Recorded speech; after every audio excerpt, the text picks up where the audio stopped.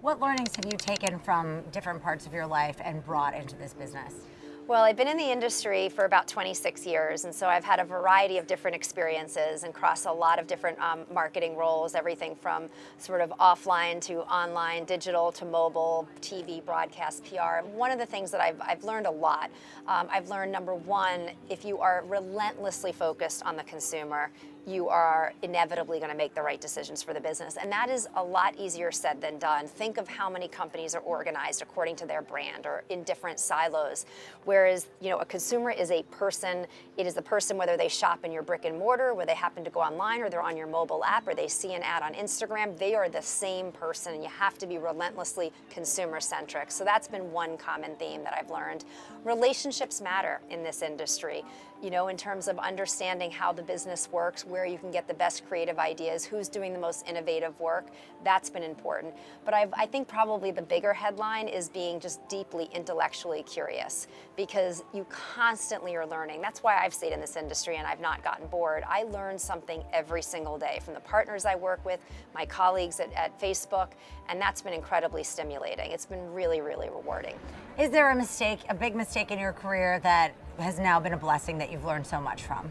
Oh yes, big mistake, big hurdle. I mean, the famous pets.com, the sock puppet, the infamous sock puppet that probably defined the internet boom and bust, was actually my company that I co-founded with the person who owned the domain name. I co-founded it when I was in business school, my second year, got $5 million in funding from Hummer Winblad, and I was fired from my own company after they brought in a new CEO a few weeks before graduation. And it takes, lots of people may get fired throughout their career or laid off.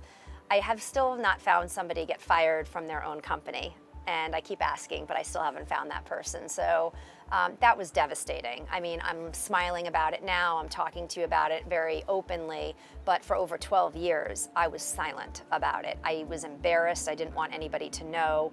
And so I've decided that it needs to be talked about, because careers aren't always up and to the right. And quite honestly, when you have major failures, they teach you a lot about resiliency and a lot about getting back on your feet. And one of the things that I learned was to have, my confidence was so rocked back then, and it was really rocked for many, many years. I'm still working on that. Like, I'm a work in progress around it. Every now and then I will fall back and lose it.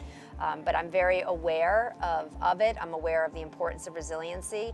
And now I look back on it, and it's become a badge of honor in Silicon Valley to have gotten fired from my own tech startup. But back then I was very embarrassed about it. So tell me about the work you're doing to look into the difference between enlightened and effective leaders, and what are those? I'm really passionate about this area. It's been something I've been studying by looking at other leaders and behaviors and what makes a successful leader, and also my work with the Henry Crown Fellowship with the Aspen Institute, which is really based on this principle about being an enlightened leader versus an effective. You can be an effective leader and accomplish a mission. You can optimize for yourself, your company, or perhaps a government or a war mission, but you're not an enlightened leader. An enlightened leader thinks much more broadly about them being a global citizen, and they're part of a much bigger universe, and how can they positively impact society.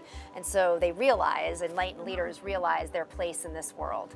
And for me, I don't know how long I'm going to be on this planet. I mean, we're all here for a speck of time in the concept of history. And so for me, I'm very focused on making sure that I am adding value to my team, to the company, but much more broadly to society. I think that's critical. And there's qualities that I have observed. They all happen to end with the letter Y. And this is something that's in the works for me, and that I'll probably write more about in the future. But some of the qualities are authenticity, bravery, curiosity, diversity, empathy, generosity, humility, resiliency, transparency, vulnerability. There's a few more in there, but that gives you a sense. Those are words. When someone is vulnerable as a leader, they tend to open themselves up more, and people get to know them as a person, and they can be much more, in that role, very effective.